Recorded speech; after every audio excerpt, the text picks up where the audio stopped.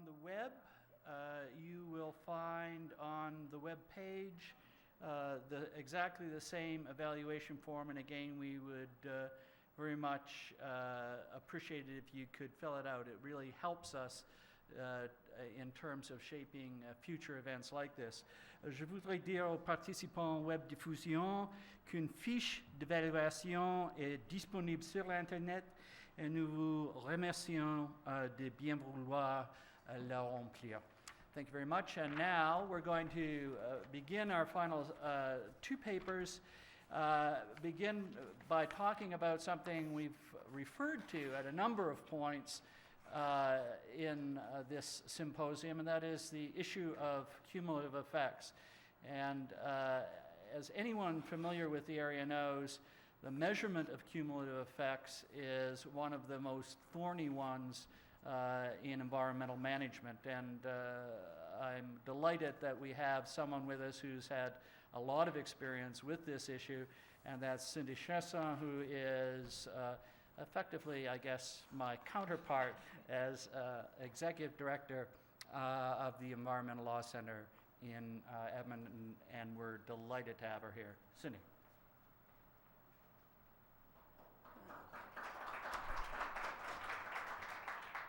Thank you so much, Owen. I'm glad to see people are filtering back. I know from experience speaking that this is not necessarily always a speaker's first choice for time slots, but that there's a number of you here, that you all look keen, you're well caffeinated,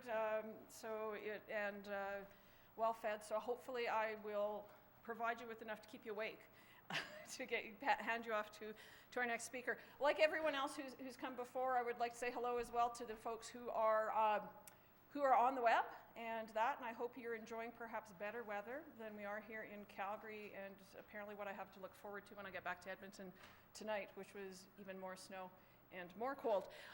So I hope you are enjoying this. Like everyone else who's come before me, I would very much like to thank Owen and Canadian Institute of Resources Law for inviting me to participate in this. This has been a great experience, sitting and absorbing everything else and having the opportunity to put together some work to present to you, and also my thanks to Environment Canada for supporting this. And one piece that I was remiss in when I sent the paper in to Searle, but I want to acknowledge the contributions of my colleague at the Environmental Law Center, Jason Unger, who did various reads through of my paper as I was working on it, and also several of these slides are his slides that he's used before, and so his help has been invaluable in putting this together. What I'm going to do, start out with, first off, what I should say is I hope that everyone who's here took Mike Wenig's advice yesterday when he told you all that you should read my paper, because frankly, I'm not going to talk a whole lot to the content of my paper. I'm going to talk a bit more around expanding pieces of it and talk about some new developments and some other pieces that you should be aware of tied in around cumulative effects and cumulative effects management. So I'm not going to speak a lot to the paper itself. So part of what I would encourage you is, if you haven't read it already, and if you haven't, I understand. Frankly, I hadn't read all the papers either. So, but I would encourage you to read it in counterpart with what I'm covering for you today. What I want to do is start out to tell you a little bit about my organization, the Environmental Law Center, and what we do, because I think it will help you to understand the perspective that I'm coming from in relation to my paper and in relation to this presentation. So first off, I'll start off and say that my ELC is not Chris Tollefson's ELC, so you should understand that. We do keep contact, and we do a lot of things that are similar, but we are different in some ways. We are not an academic organization. We would consider ourselves essentially to be an environmental and law NGO. So we are a standalone organization. We operate out of Edmonton, but work provincially and do get involved in some national issues as well. We've been in operation for 30 years. This is our 30th year of operation. And what we provide as services, we do research analysis and critique aimed at law reform in relation to environmental law and policy. We provide information and education services, predominantly focusing on the public, community groups, NGOs. And we provide support for effective public participation and engagement. So we focus a lot on processes as well. So we are dealing a lot of the time with the people who are looking to make environmental law and policy work for them. And we've talked a lot about the law, not so much about the policy. And what we do with our organization, it's important to understand as well that we don't do representation. And that's in part, there's a restriction on the funding that we have. We don't do representation. So mainly what we are doing with people is we're providing them with information, we're providing them with advice, we're getting them as far as we can take them without representing them. And often where we can, we're handing them off to other lawyers to do representation where they're able to find that. So we deal a lot in that interface between law and policy because frankly, the law only gets so far. And here in Alberta in particular, a lot of what happens substantively in terms of how the environment is dealt with, how things are managed that impact the environment, are driven by policy, more so than by the law. A lot of our environmental legislation in Alberta is framework in nature. So the statutes themselves set up the very broad framework. The regulations will expand on that somewhat, but the real guts and the real detail are often in the policy. And so we work in that area back and forth an awful lot. And so a lot of what I'm going to talk about will touch on that as well in terms of moving back and forth between law and policy and to some extent how the science fits.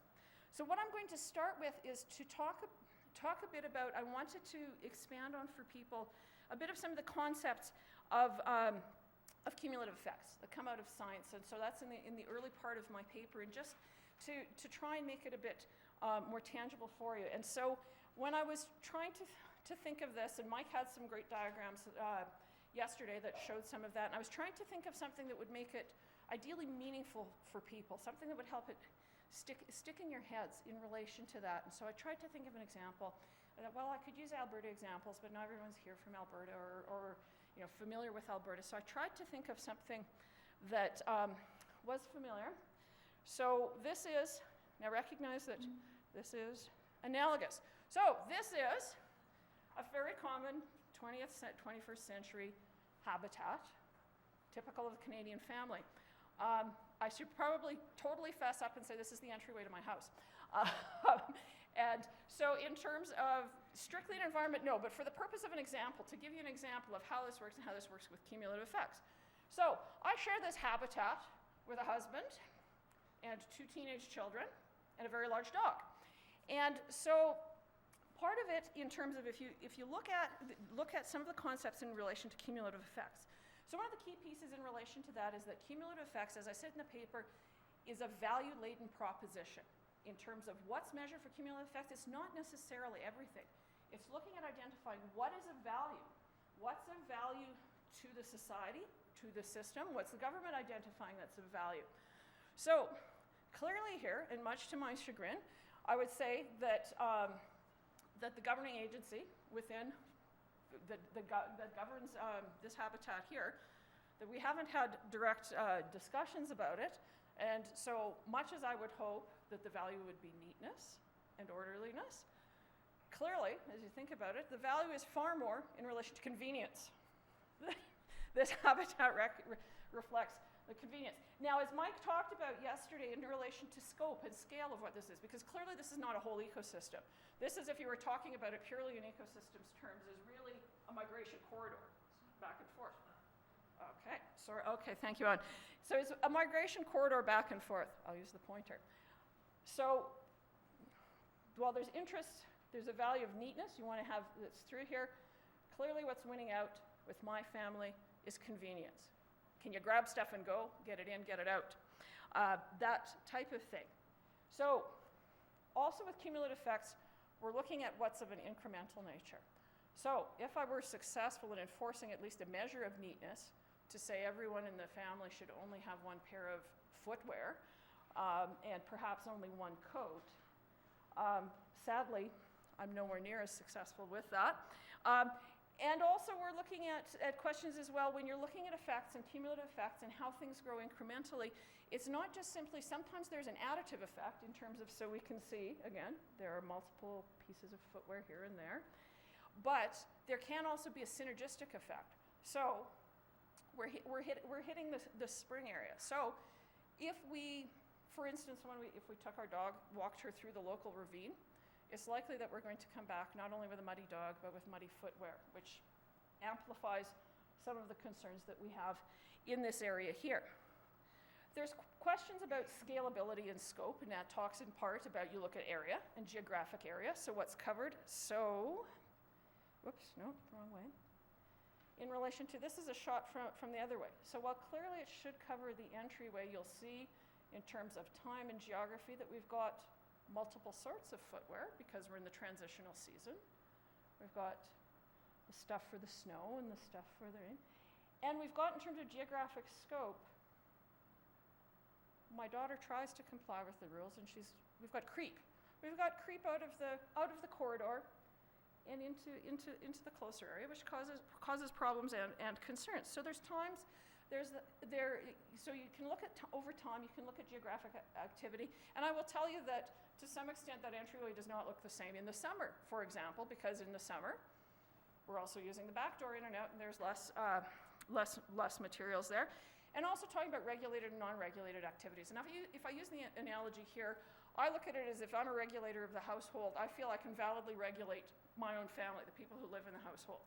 Guests I have come in, it's much more gray area. You'd say more so that it's non-regulated. And so while you hope that they kind of get the hint in that you don't necessarily have to come out and say to them, take your shoes off as soon as you cross my threshold, type of thing. There are questions about looking at limits and the carrying capacity, and sometimes that can be biological. For me, it's a concern of can we get through? Can we get through passably? Is there space? And I'm going to flip back to this one. So this is really intended to be for people to sit down and put their shoes on, and that. Inevitably, I find that it's bogged down with things. When my husband goes grocery shopping, often I come in and find the 10-kilo bag of flour stacked there, and depending on how long it stays there, or that type of thing. So part of it is the carrying capacity. And then, and this is not so applicable to this, but integration. And in the paper I touch on integration, and often in the regulatory context and the environmental regulatory context, it comes into play in relation to the various different government players and authorities that can be in place. And so there's been reference by various speakers to the constitutional reality in Canada in terms of the levels of government that can engage. So depending on what activities there are and what elements you're looking at protecting, there can be various players. You can have the federal government involved. You can have multiplicities of provincial departments and agencies involved. You can have municipalities involved, and they can be involved at the same time in different ways and have different scopes of jurisdiction. So there is a key aspect around integration. So the next thing that I want to touch on is in relation to when I put together this paper, I looked to think about how practically is cumulative effects making its way into the courtroom. How is it coming forward? How is it being dealt with? So part of what I looked at from a regulatory perspective, and my background is predominantly regulatory, is in relation to how did it get there? And for the most part, when I looked at it and looked at the jurisprudence, what I was finding is that it was predominantly in relation to environmental assessment.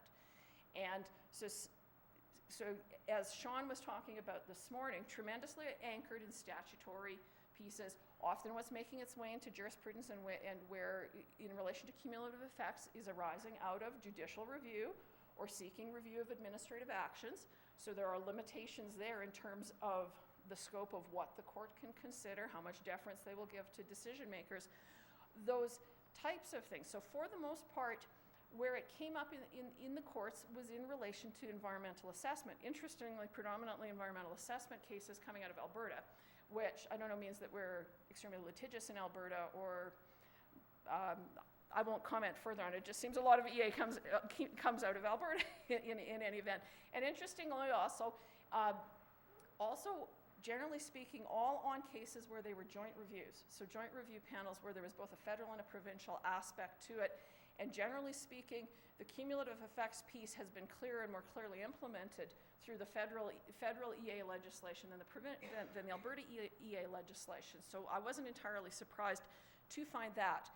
Part of what I wanted to touch on for you, and various of you may have heard pieces of this in the news, is that to some extent, particularly on the federal level, the sands of EA are shifting in terms of environmental assessment. There's the potential for change. The federal government, over the course of the end of last year, started this year, it was supposed to be the regularly mandated statutory review of the Canadian Environmental Assessment Act. what started out years ago as a 5-year review and has morphed to a 7-year review. So it was supposed to be the 7-year review. Went through a very cursory review, and the report from the Standing Committee just came out a week or two ago, suggests many changes. Now, interestingly, the opposition members, the Liberals and NDs, both wrote dissents. They're not agreeing with the federal government. But in any case, the federal government is making noises about making changes to environmental assessment law, looking at changes in relation to what would come forward, how would the process work, who would be doing assessment. So that's something to keep in mind in terms of where's their shifts. Interestingly, the Standing Committee's report didn't touch at all on cumulative effects, and should they do anything in relation to cumulative effects, make any changes. The latest word that's floating around in relation to this is that it's highly likely that changes to federal environmental assessment legislation will be brought in as part of the budget bill, which they have done actually the past 2 years running in terms of making changes to federal environmental assessment and slotting it as part of the budget.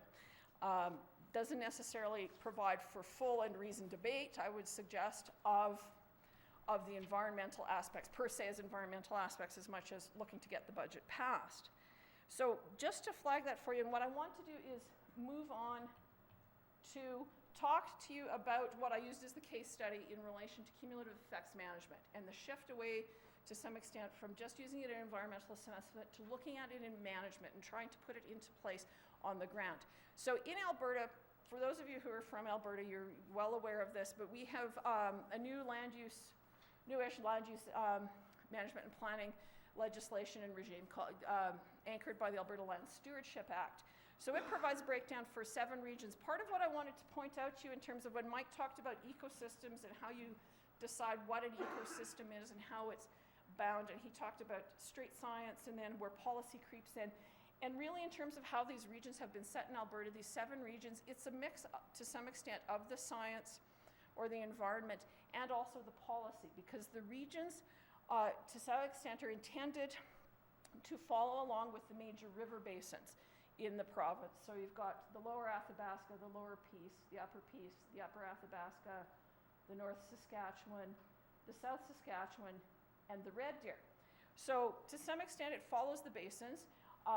In terms of where the policy comes in, or political decision making, technically speaking, the Red Deer is a sub-basin of the larger South Saskatchewan basin. It was carved out in part because population-wise and interest-wise, there was enough to merit it there. As well, the boundaries that are set for each region are in part set to parallel the boundaries of the various municipalities in Alberta, so the various municipal districts and counties, because part of it was that the provincial government felt that a lot of the decision-making on the land base happens at the municipal level, and they needed to mesh in with that. So this is what will happen. There's a 10-year cycle of review in terms of regional plans are put into place, and then they're supposed to be reviewed every 10 years. So that's the high-level piece. There's the hierarchy, and I referred to that in the paper, and it's more so to make clear that the Alberta government has said these regional plans are supposed to bind. They're supposed to bind broadly, so they're intended to take precedence over all other legislation, that when regional plans are passed, and they're intended to be, we've been terming them in our office as a super regulation, where they would take precedence over super regulation, although the drafts that they've had out are interesting because they're trying to make it a mix of, seems to be trying to make it a mix of law and policy. And for those folks who've been long enough, and I'm not going to claim to be young, to remember the ERP guidelines orders and what came out of that, I would suspect that they're tempting fate in terms of that someone may look to take a run at them on that in terms of what's the law, what's the policy, and if what they're thinking is policy really should be law. So the first plan that they have been working their way through is the lower Athabasca, which is, if you looked at the map of Alberta, is the upper northeast corner. Effectively, it's the oil sands region in Alberta. This is the oil sands region. And so part of what this plan provides for is that there are management frameworks for these different aspects of the environment, and that they would look to manage to these frameworks and set levels. So they talk about thresholds and they talk about limits and managing to these limits and looking to deal with how those pieces will work there. So in the paper I talk a bit more about how they're intending them to work. What I will preface, what I should tie into this for you, is this is all still in draft. This has not been made official by the provincial government. This is still floating around in draft. So what they have out on paper is essentially what's the latest best guess. And they've gone through two drafts of it already. So this is basically what's there. So in relation to what's coming out of this document, the LARP, Lower Athabasca Regional Plan. So that's what's there. So in terms of cumulative effects management, so what they're looking to do is for each of those elements, air quality, the groundwater, the surface water, set objectives. And as you've got increasing cumulative impact, there would be increasing management response looking to a threshold. And there would be some triggers in there that as triggers were reached, certain actions would come into play. So I'm just going to go on with that. You could read the slide, but there's right there. So there are uncertainties. This is a new piece. This is something that hasn't been done in Alberta. I don't know necessarily that it has been in other areas. Some of the things that we could see as potential problems or concerns, things to watch, is how well the objectives are set. Are the objectives set using sound science and looking at are they setting objectives really that are truly protective, that are going to protect in relation to that? There's the potential of threshold creep. Part of what I will note is in the draft that they've got out now that the response action in terms of determining if the limit has been reached, it's not simply a question of science, so that you take a monitoring reading and it says, okay, it's hit this level of parts per million or whatever, and now action has been triggered. The way it's written is that the minister who is responsible decides whether or not the limit has been exceeded. And then there's an element of policy and politics in there. So you could have creep in relation to, even though from a scientific and monitoring basis it's been exceeded, it's not there. There's the question of grandfathering, which has come up in other areas in Alberta before, and it can be a sore issue in terms of, for those pre-existing activities that were happening, are they phased into this, or are their operations set apart in terms of grandfathered into whatever was, and kept in whatever was the old system? And we can see that there would be the likelihood, in some instances, for lobbying and litigation over regulator responses. And we had been hoping to do some research that we haven't been able to find funding for yet on potential Crown liability for cumulative effects management regulatory action. And part of it is that in some instances where they take action, statutory rights to compensation may arise in terms of people feeling that their property rights have been affected. We anticipate that there could be potential civil litigation arising in relation to the exercise of government discretion in dealing with cumulative effects. So potentially claims due to compensation if people want to argue that there is de facto expropriation of their interests through government action, or in relation to how government exercises their action. Have they in some way taken something that someone may look to characterize as unlawful, being with bias, bad faith, abuse of office, those types of things. The other piece where we anticipate that there could be challenges is in relation to potential international trade compensation regimes, Chapter 11 under NAFTA, and certainly that's something that would be a clear policy or a clear potential in the oil sands area. So that, let me see here what else I have. So there's that there. The other question we've got is in relation to accountability, because really with shifting to this cumulative effects management system, what you're doing is you're shifting it to a system where currently our regulatory system is site-based, point-based. It's very specific. And where you're looking at something where you're looking at it from a cumulative basis and all these different contributors coming in, so how then do you factor in the accountability? Now, notably, part of what's in the draft LARP right now is there's nothing that would point to prosecution or those types of responses once you get those exceedances. They're looking at remedial, that sort of thing. And so part of the question is, so where you get exceedances, where you have problems, how are they dealt with? These are some of the possibilities that we've thought about in our office in terms of how they would look at it, some of the factors that would need to be considered, but it's not particularly clear in relation to how it might happen or how they might manage it. So this is something where, unfortunately, this is a work in progress. I have no answers for you in terms of how it might work. This gives us a step further. There are two things that I want to flag for you in this, and particularly for people in Alberta will know some of this, but to flag for you is that one is that we are on the point of having a provincial election here. The writ will drop probably within the next week. The whole piece around, not so much around regional planning or these pieces in specifically, but around the new land use management system and effects on property rights has been a hot political issue. And so this is something that is in a state of flux and may well be affected by whatever the outcome of the election will be. As well, the part is, I would suggest to take with a grain of salt what comes out of this Lower Athabasca plan, because part of it and how broadly it will apply to the other areas of Alberta, or perhaps in terms of transmitting across to other jurisdictions. The Lower Athabasca, as I said, is the oil sands region, and the province has said clearly, based on what's been coming out of the planning so far, oil sands governs. Oil sands is the king, and while there are some other industrial industries, there's some forestry, there's some agriculture going on, but oil sands is by far the main thing, and it's the priority. And so to some extent what we've got is we're putting together a system driving at one main operator and one main contributor on the land base. And to some extent, it may be a standalone. And really what would be more instructive for us is whatever system they will ultimately end up working out. The second region that's in the works right now is,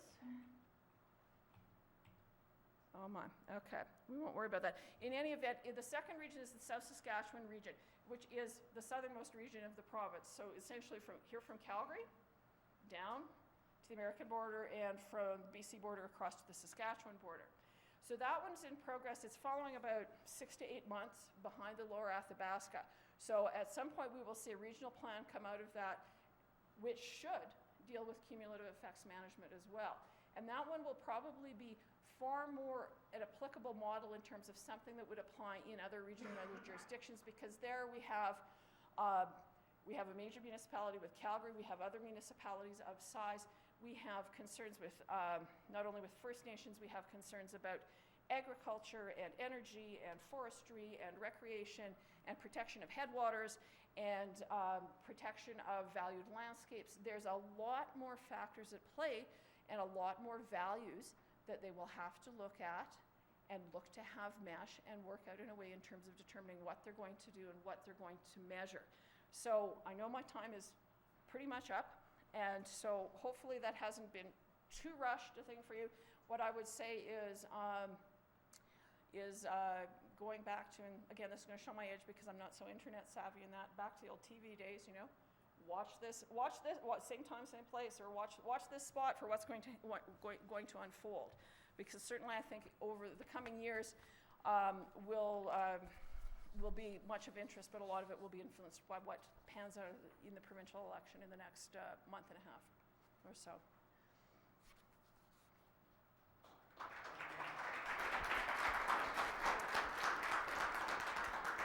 Thank you, Cindy.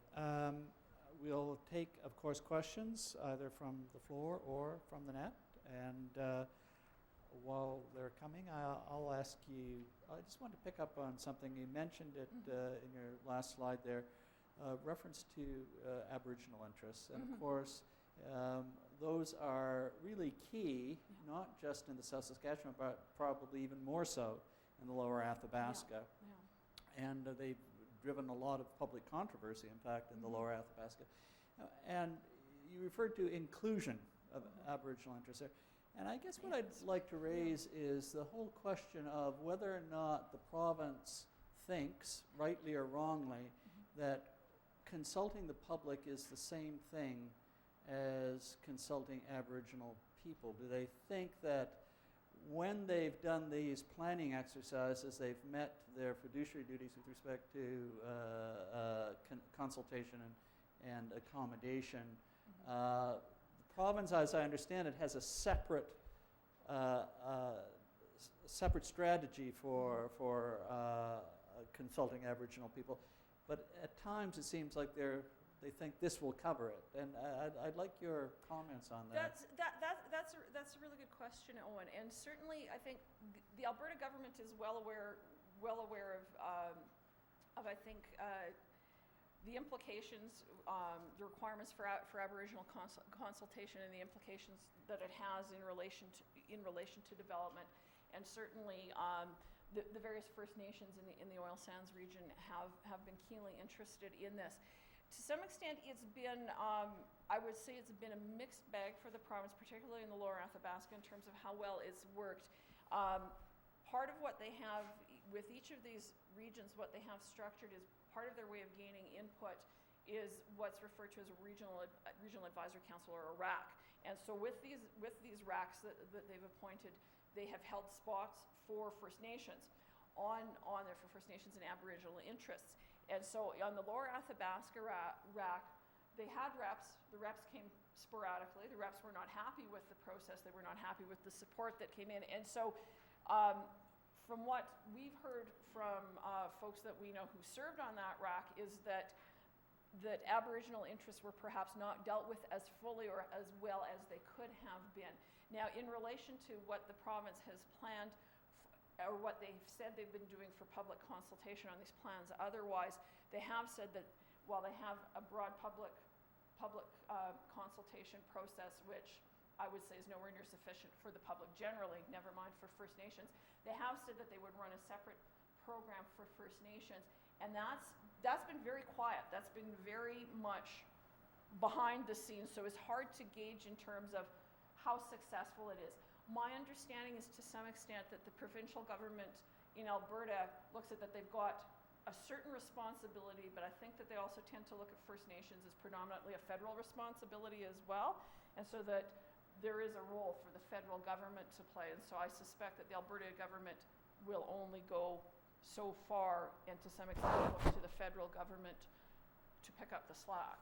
Just on the question of these regional advisory councils, I have heard from some First Nations people that one of the concerns about showing up for these RACs is at that point the government will then tick the box that says you've been consulted. Yeah. I've heard that in a number of contexts with respect to planning processes, that as soon as you show up at a meeting, and this isn't just in the context of land use planning, there'll be somebody there that will tick off, we've done our consultation and accommodation. Yeah, and I think that's probably a very valid concern. And I would say as well, my own take is that, and I think this may be different than in other jurisdictions, is that the Alberta government, I think, is not necessarily prepared so much as to see Aboriginal consultation and Aboriginal interaction as a nation-to-nation or government-to-government exercise. I think they tend to look at it more so as that First Nations and Aboriginal interests, while they clearly identify it as something that they want to deal with in this broad initiative on land use planning, and that it's a priority for them, I think they just look at them as another stakeholder that's a little more special, not necessarily so much so in terms of a government-to-government perspective, which my understanding, and I'm by no means really up on Aboriginal piece, but my understanding is that's far more so the prevailing view from the Aboriginal perspective in terms of that's really how they want to be dealing with that. Okay, a couple of other things. One, just I guess a helpful comment that decluttering consultants exist for homes, but... Thank you very much. I shall try to twist my co-manager's arm. The next real question, however, is one that has actually come up before, and it's one I was going to ask you if I had time.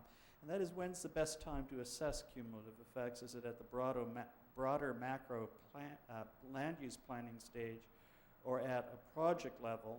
And what are the pros and cons of the alternatives?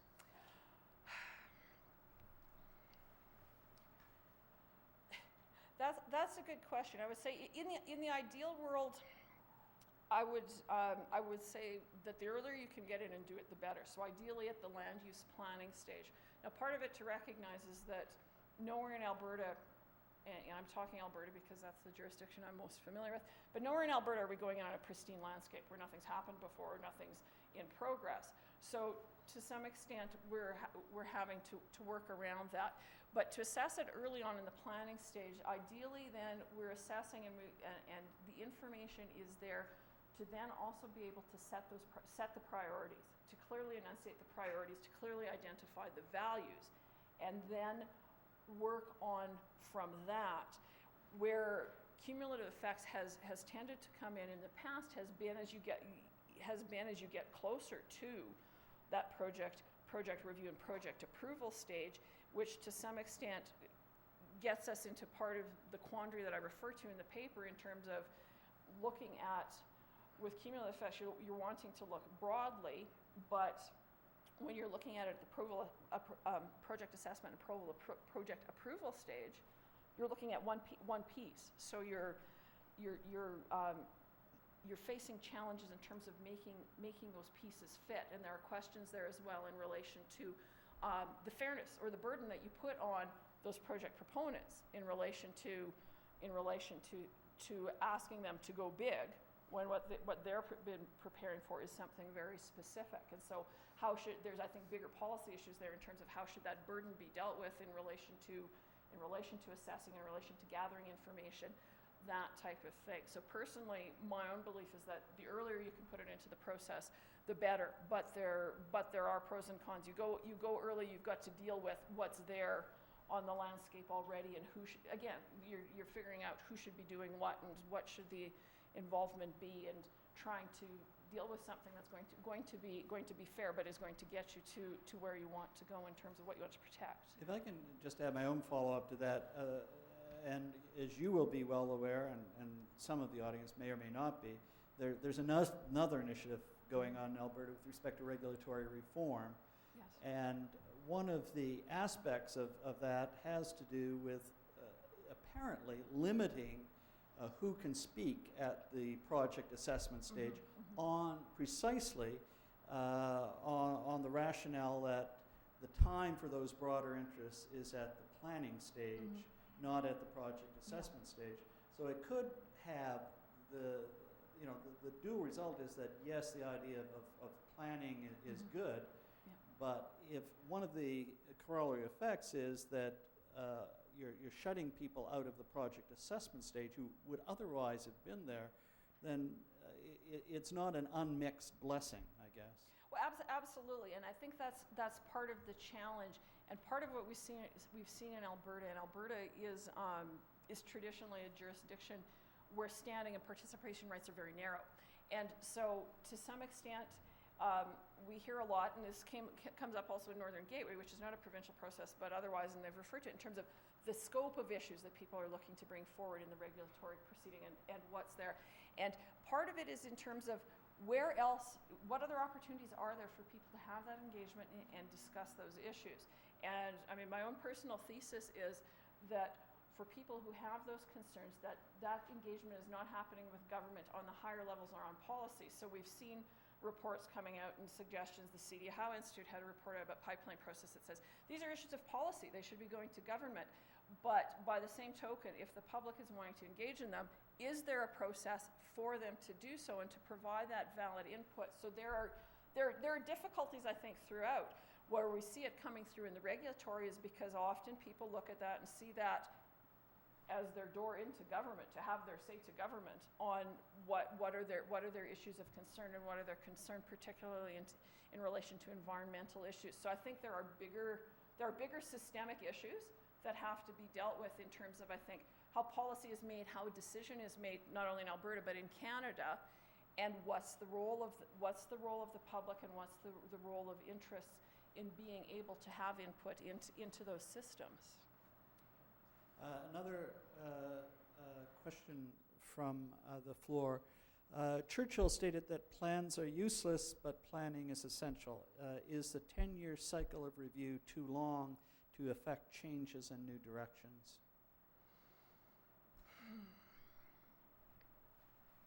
Well, given how long it's taken to get them to a draft plan, I would say not necessarily. Because frankly, this with the Lower Athabasca plan, the RAC, which was the advisory body, was appointed in 2009. We're now in 2012, and the plan hasn't been finalized yet. So we're looking at 2.5 to 3 year 3-year span there. So part of it is in terms of that, practically speaking, these are big initiatives, and so getting them going, getting off the ground, 10 years is likely not unreasonable to look at this, and because this is a new system, I would suggest that after that first 10 years, that might be part of what they look to build into the review in terms of saying, do you still need to, then once you've got a system up and running and decision makers are used to working under it, do you need to still have that 10-year span, or could you look at a more frequent review and use of it something like a 5-year plan? Now, part of what I will point out is that in this 10-year cycle of review, there is also a 5-year check-in. So there's supposed to be essentially almost like a mini review at the 5-year point. I would assume, though, that based on their timeline of putting these plans together, that they're going to say, for instance, that the 10 years and the 5 years doesn't run until the plan becomes official, because otherwise they'll be at 5 years not that long from now, frankly. I wonder if I could ask just one final thing, Cindy. Let's go back to law. Yep. And the legal structure here. We've heard a number of points in the symposium, the importance of public participation as part of sustainable development. We've heard references to the importance of place-based management. That is, so you're actually talking about something like RACs. Yes. But when you actually look at the legal structure of the Land Stewardship Act, who has the legal power? Who's actually drafting the plan? Who gets to enforce them? It does look like there's nothing very place-based about it. No. It is done through a land use secretariat, which will draft all the plans. It's cabinet that has the final say.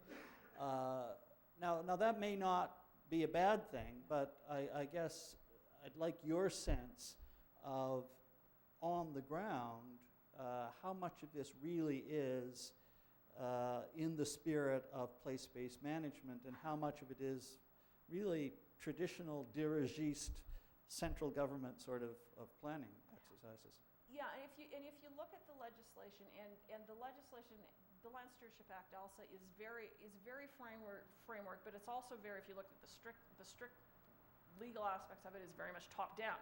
So it's very, very much that things flow through the land use secretariat, and the ultimate decision-making power resides within cabinet. So cabinet are the ones that give the regional plans effect. Cabinet are the ones that go in and amend the plans if the plans need amendment. So it's very much, when you look at it in terms of what's written into the legislation, it very much looks like a top-down model. I think to some extent in terms of how they've looked to implement it, I think they've been making attempts at looking to try and bring in that place-based aspect. In terms of how well they've been doing it, I would say, frankly, that they've probably been bending over backwards to accommodate municipalities, municipal viewpoints, and bring that in there in relation to other interests. Not so much so, and that's part of, I think, the concern. That's part of the concern that we had as an organization when the legislation came out, and I think that many have, is because while they talk about public participation and talk about input, there's not a legislative process.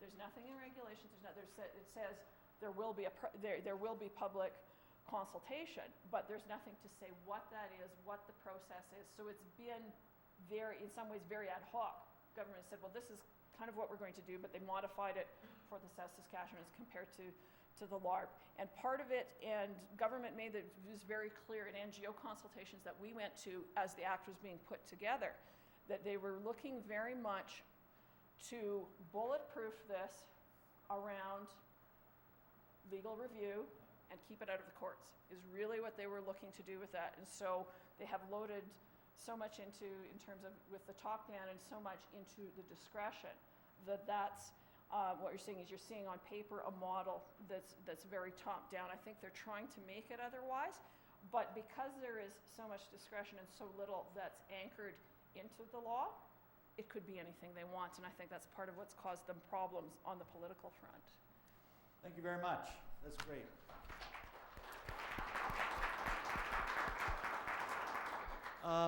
For our final presentation today, we're going to address something that is a very thorny issue, both theoretically and practically, and it's been the source of a lot of academic literature, and that's the whole question of valuation of environmental harm.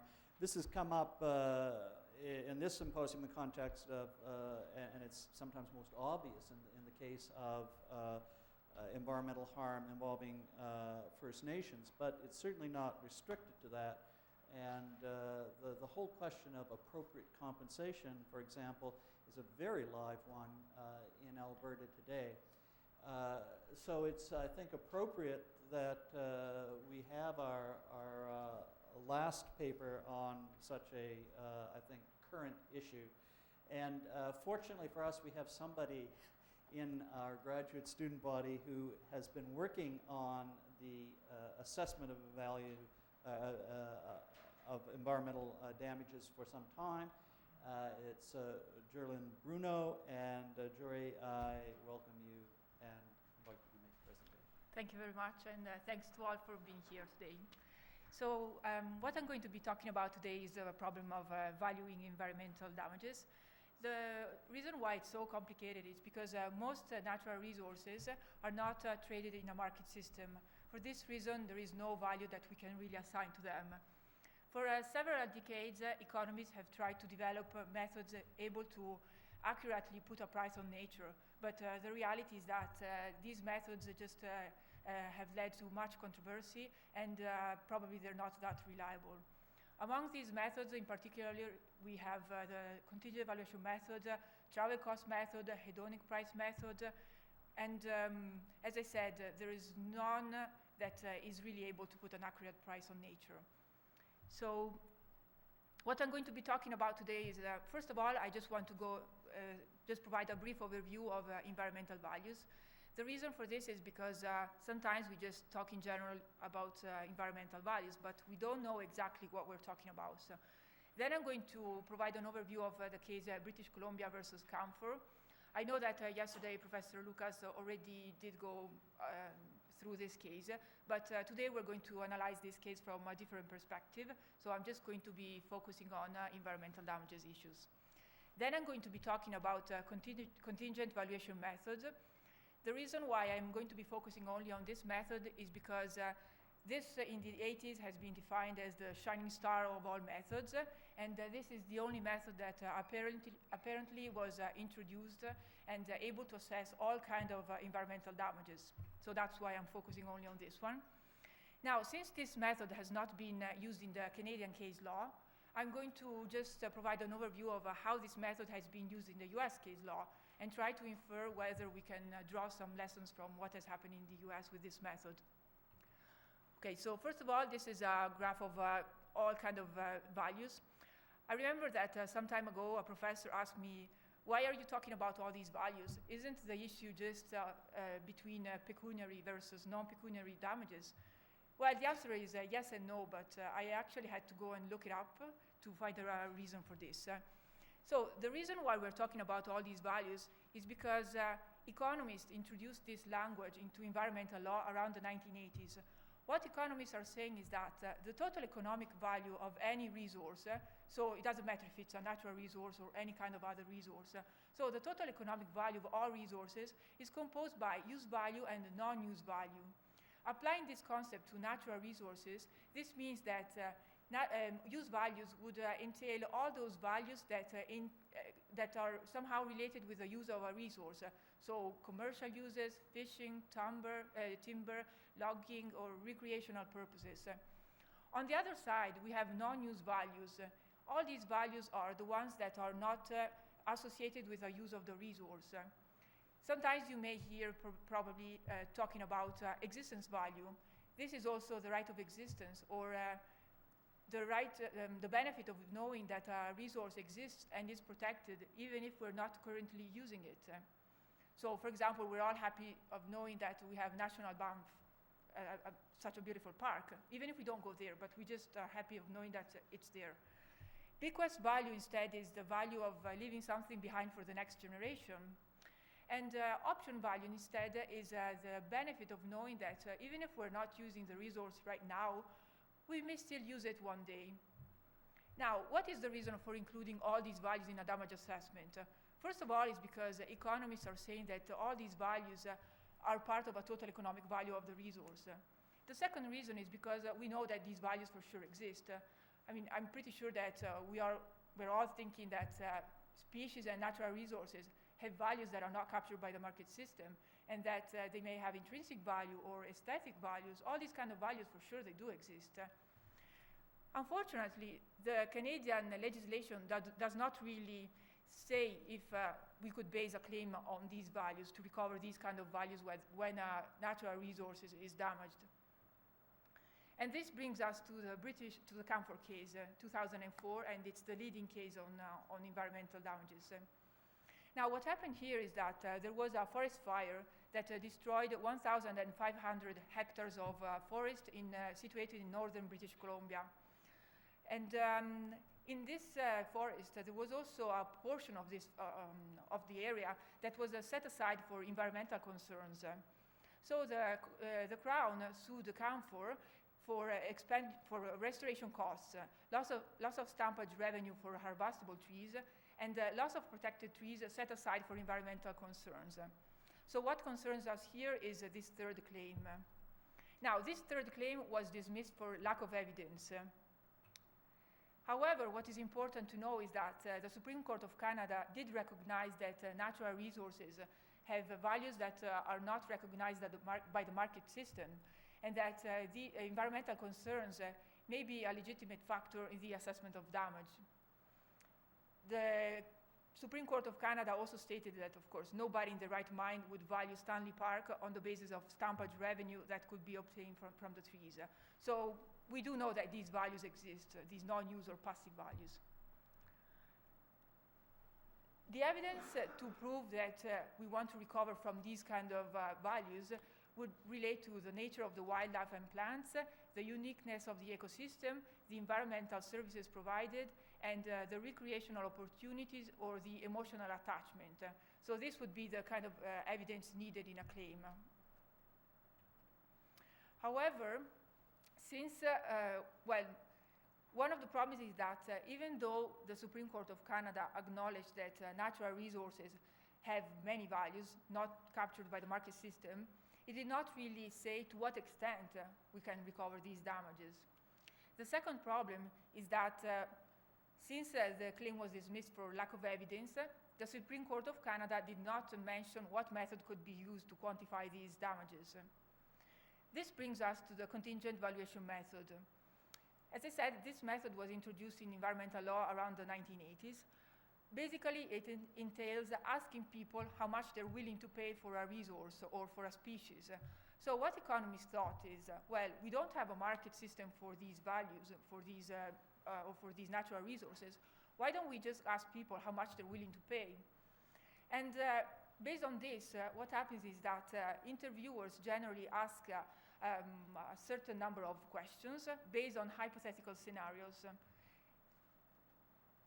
What are the advantages of this system? Well, first of all, basically you can assess all kinds of damages or all kinds of values, because we can just ask to people, how much are you willing to pay to protect the grizzly bears in Alberta? Or how much are you willing to pay to prevent another BP oil spill?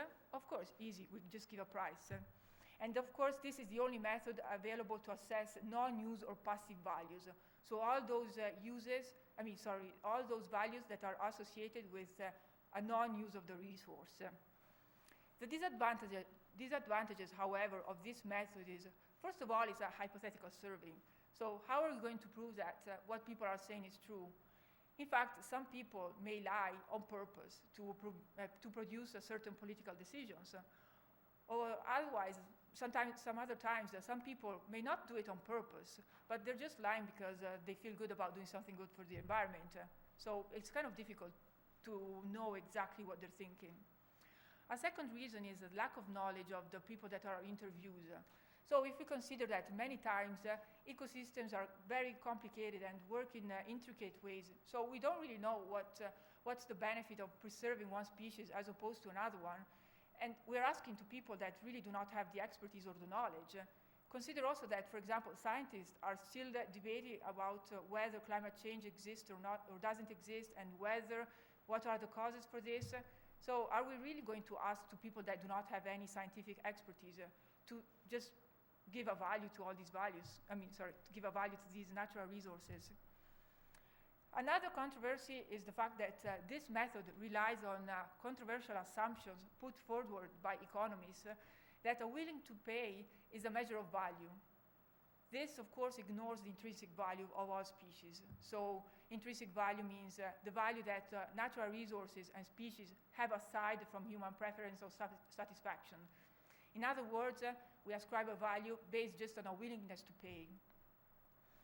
This method is also very difficult to objectively verify, and this goes back to the fact that it's a hypothetical survey, so we cannot really prove whether this is correct or not. There are generally sociologists and psychologists that try to design as well the questions, but it's still very hard. Now, the last point is cost. A good litigation quality study has to have at least 1,000 questions. For each question, the price would be around $100 to $200. In the Exxon Valdez oil spill, the contingent evaluation study was reported to cost $3 million. Now, this brings us to the Exxon Valdez oil spill, which happened in 1989. This was the first time that the contingent valuation method was used ever to assess non-use or passive values. What happened in this case is that the court really did not have a chance to pronounce on the contingent valuation method per se, because the parties eventually settled. However, given the controversy that was generated at trial by the use of this method, in 1993, the National Oceanic and Atmospheric Administration commissioned a panel on contingent valuation method to determine whether this method could provide accurate and reliable estimates to assess the value of environmental damages. This panel was chaired by Nobel Prize winners such as Kenneth Arrow and Robert Solow, and heard the expert testimony of more than 22 economists. What the panel concluded is that a well-conducted study can produce estimates reliable enough to be the starting point of a damage assessment. So in other words, what this means is that a contingent valuation study by itself is not enough. You still need to have other evidence to support one of these studies.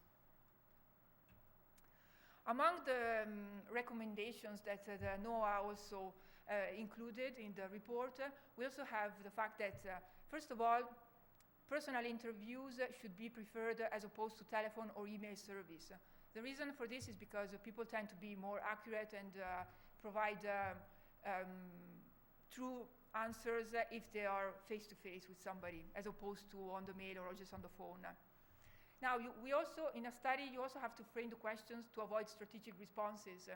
So you have to frame the questions clear enough that the respondents may provide an answer, but not that they may understand how to manipulate this answer.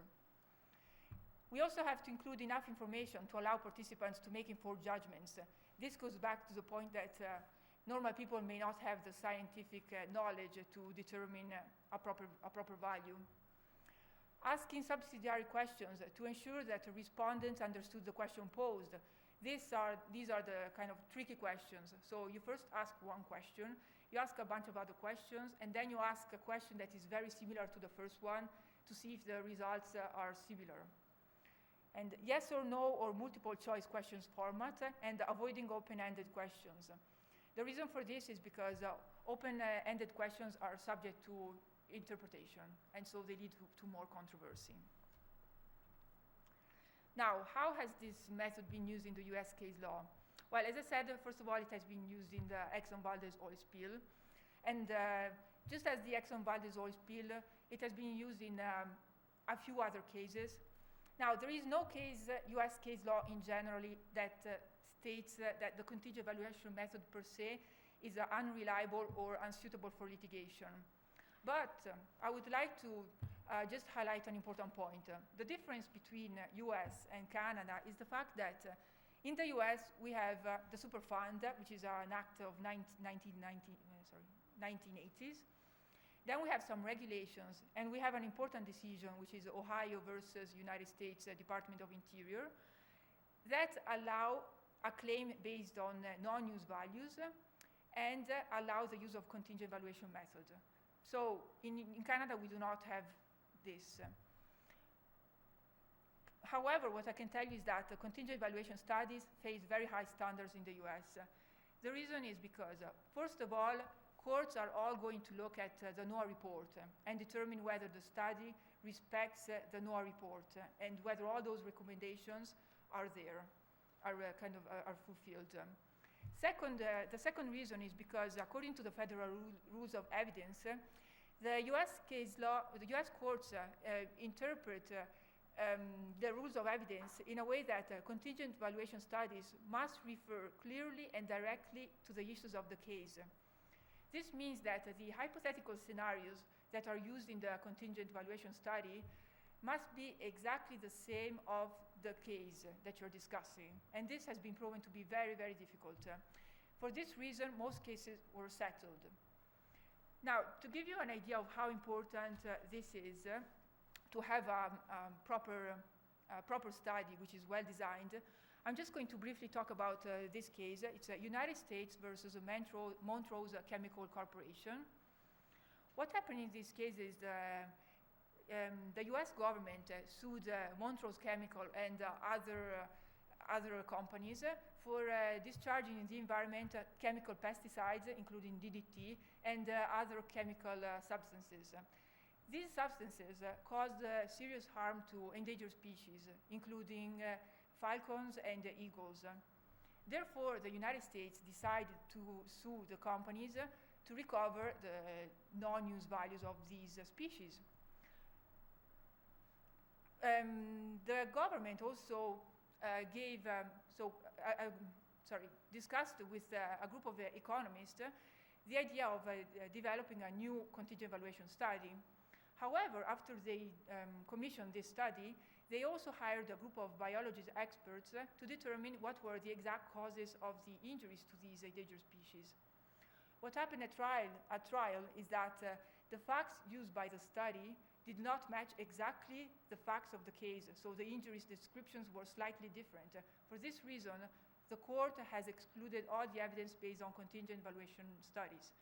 Now, the study in this case here was $10 million, and it took 32 months to conduct it. And so my final thoughts on this would be, well, we know that CANFOR recognized that the natural resources have values that are not captured by the market systems. But the extent to which we can really recover these damages in a court of law is still kind of uncertain. We don't really have any method that can quantify this. And the Supreme Court of Canada also stated that it's not going to allow the Crown or any government to succeed just because they have a higher moral ground on this issue. So you still need to have evidence and a method that quantifies these damages. What I can also tell you as a final thought is that contingent valuation studies are very controversial and will likely face high standards of proof. I'm not sure how exactly the Supreme Court of Canada would, whether the Supreme Court of Canada would accept or not accept evidence based on a contingent valuation method. But I'm pretty confident in saying that for sure they would go and look at the NOAA report and whether those requirements are fulfilled by the study. So I would just like to warn whoever is thinking about using studies based on this method, well, know what you're doing, have the money to do this, and especially have additional evidence to support your claim.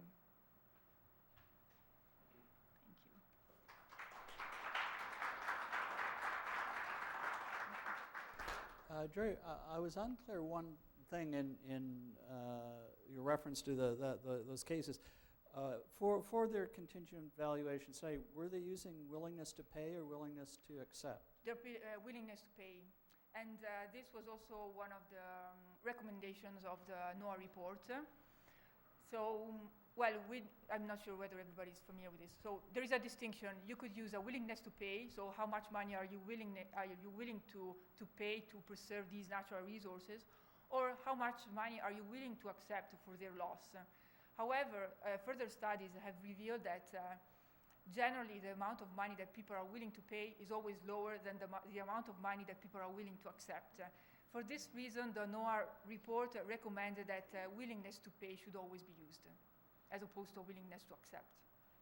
Yeah, I know the literature in that area. I mean, it's virtually always the case that willingness to pay will yield the lower result. But wouldn't most economists say that it's the wrong question? That it's the easier question to answer because with respect to willingness to pay, you can often use market values as a surrogate. But with respect to willingness to accept, then you're actually talking about subjective values. Maybe just to give an example of this, because there's lots of them out there, the situation is basically, say, you lose, I take your wedding ring and destroy it, okay? And the question then is, what's your compensation? And the compensation under standard contingent valuation is, well, how much would you pay for a new wedding ring? Let's say that is $300. So I say you're fully compensated because that's what you're willing to pay for a new ring. But if you actually ask, what are you willing to accept for me to take away your wedding ring that you've had, say, for 50 years, okay? It won't be $300. And the difference is, I guess, largely an endowment effect. The very fact that I have it means something to me, and that's ignored by willingness to pay.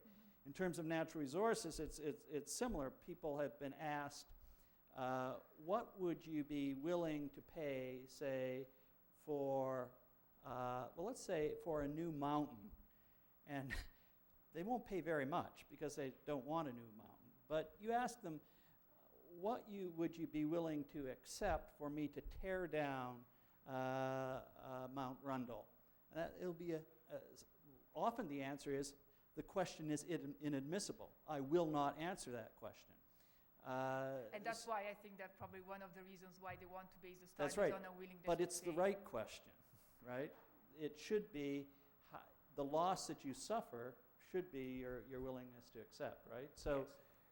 Well, and this brings also to the fact that there are uncommensurable natural resources that you would never give up for any reason. Right. So, Well, what does that tell us about then if contingent valuation is also flawed? What do we use as a way of getting at the value that was recognized in CANFOR, right? That we know there's an existence value to some things for natural resources. If not willingness to accept, why would we say that contingent valuation using willingness to pay is acceptable when we know it's giving a lower value than people would normally ascribe to the resource? And I guess the other supplementary question is, are there any alternatives? there are not really any alternatives. So my thought on this would be, well, one of the things that I've noticed is that generally courts are willing to recognize some kind of value to use values, even if there is no market price for that. So let's consider, for example, recreational values. Courts are always going to try to find a way to put a price on that, as opposed to existence values, for example, or intrinsic value. So if I would have to give an answer to how to recover these damages, or how to put a proper price on this, well, probably there is no way to do this. Because if we do not even accept the contingent valuation method, probably there is no real other method to do this. And that's why another of the things that I'm sometimes thinking is that, is there really a reason to put a price on all these values? I mean, to put a price on natural resources? If we consider that the scope, I mean, the real reason of a damage assessment should be to restore the natural resources. So probably a focus on restoration could avoid some of these problems. I mean, your comment about restoration is interesting because one of the things that's come out of the willingness to pay, willingness to accept literature is that what you do with the money, what you do with the compensation affects people's willingness to accept compensation. So there have been studies that shown that if you take effluent fees from a factory for damaging a fishery, people want to see those fees spent on rehabilitating the fishery, and they want to do that even if they're told it won't do any good. They still want to see it spent on the fishery. And that, of course, is not what neoclassical economics tells us they should be doing at all. Here's a question from the floor. Would it be a solution to the problem of environmental damages for courts to make damage orders for punitive reasons to deter? In other words, treat environmental liability more like criminal liability than civil liability. Yeah, this is one of the options that the literature does analyze. What I can say about this is it could be a solution to try to deter people. At the same time, accidents are always going to happen. It doesn't matter. They're always going to happen. So when these accidents do happen because of somebody's negligent, what are we going to do about it? And this brings all this issue here. But yeah, I certainly think that punitive damages also could be a reason to could help. Okay, another question. When considering the adequacy of an estimate based upon the contingent valuation method, has there been any recognition by the U.S. courts of the inherent value of the resource? I think I mean the existence value. It's another way of putting that, I guess. Yeah. So what I would say here is, okay, I don't really want to open a big argument on this, but if we're talking about intrinsic value, you cannot really put a price on that. And this is, I mean, you have to take this principle as it is. There's no way you can put a price on an intrinsic value. What you could do is, well, let's just try to do it. And the Supreme Court of Canada in Canfor also stated that intrinsic value would fall into the category of non-use value and passive values to the extent that people are willing to pay for this. So I don't know if I answered the question, but... Okay. This one is more in the nature of a comment, I think. The Environmental Enforcement Act, the bulk of which came into effect in December 2010, and which amends 9 federal environmental statutes, explicitly advises that courts consider use and non-use value in determining damages, and all this makes the development of acceptable or accepted approaches to quantify non-use value more important. So I think that's a useful comment. Yes. Here's another question. How do the concepts of willingness to accept and willingness to pay relate to other forms of non-economic loss, like pain and suffering? Have there been any WTA and WTP studies on, for example, rendering someone a quadriplegic? Rendering somebody, sorry? A quadriplegic. I'm not sure about the answer in this case. I would say...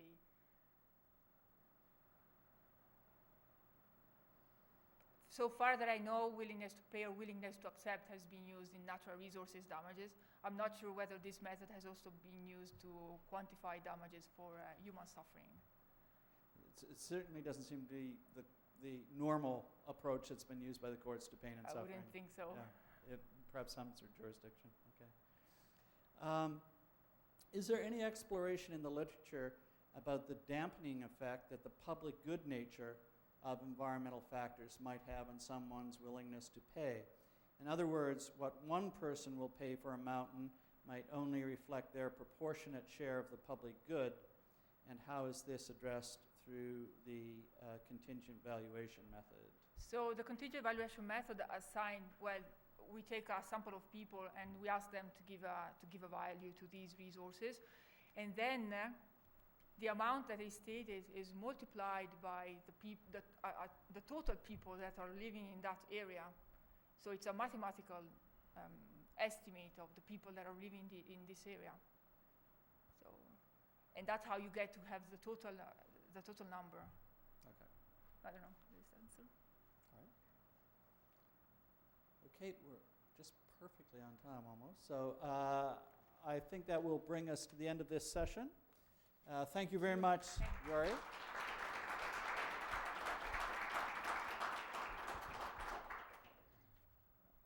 That also brings us to the end of better turn this one off, the end of the symposium. And I won't detain you for long, but I just wanted to make a couple of remarks. For me, certainly the last couple of days has been extremely interesting, extremely valuable. I would remind people that the papers will be posted and available, and most of them already are, on the website of the symposium at cirl.ca, the Institute's website. We will also be posting the podcast of the symposium. In case you have a slow night, you can turn on your computer and revisit your memories from here. Or if you have colleagues who were not able to attend the symposium either in person or virtually, please encourage them to perhaps dip into the website, where they will find, as I said, both the papers and the podcast. It just remains for me to thank some people. I would most of all like to thank, of course, the speakers who have shared their expertise with us over the past couple of days. I appreciate how difficult it is, especially for academics at this time of year, when they would much rather be writing or preparing exams and marking them. That's so much fun. So thank you for taking the time to be with us. I would also like to thank our audience. Thank you for coming here. And of course, je voudrais remercier aussi les participants en web diffusion. So thank you also, our virtual participants. And finally, I would like to repeat the thanks of a number of speakers to Environment Canada. I think it is a very far-sighted initiative, especially in these times of budgetary restraint, to put forward the funding, and really, I should stress that this was very hands-off funding. They basically said, we trust you to put together a program that will work, and they were helpful with their advice, but never, ever pushy. What better funder could an academic dream of? So thank you, Environment Canada, and thank you all, and safe trip home.